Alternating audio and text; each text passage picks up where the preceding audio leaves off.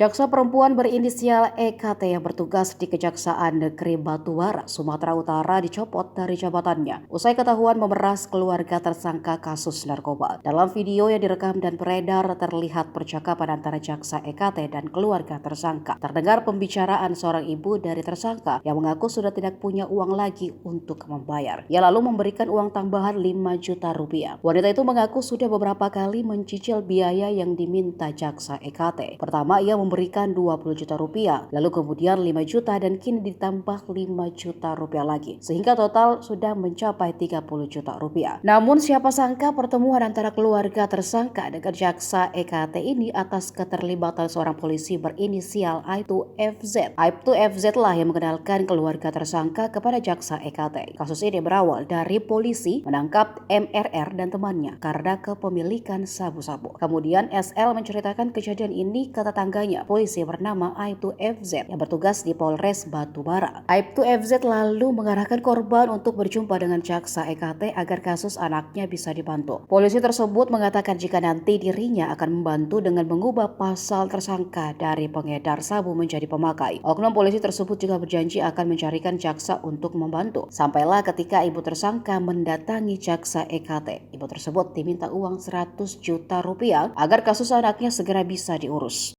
Ya kita nunggu, ada yang bingung apa kasih uang, jadi kita itu nggak bisa dipegang kalau nggak ada uang.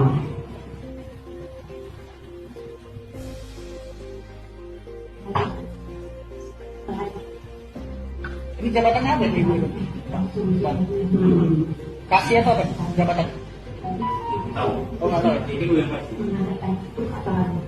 Ada uang, saya kasih tambah 5, ya Bu ya.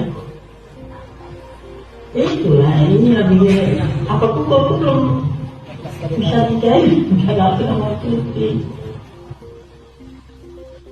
Dia nggak Bu, kita kasih sayang itu kan kotakannya kan pas lunas, ini adanya 5 juta saya kirim.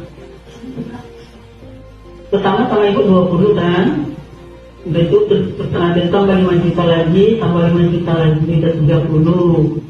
Saya sama saya orang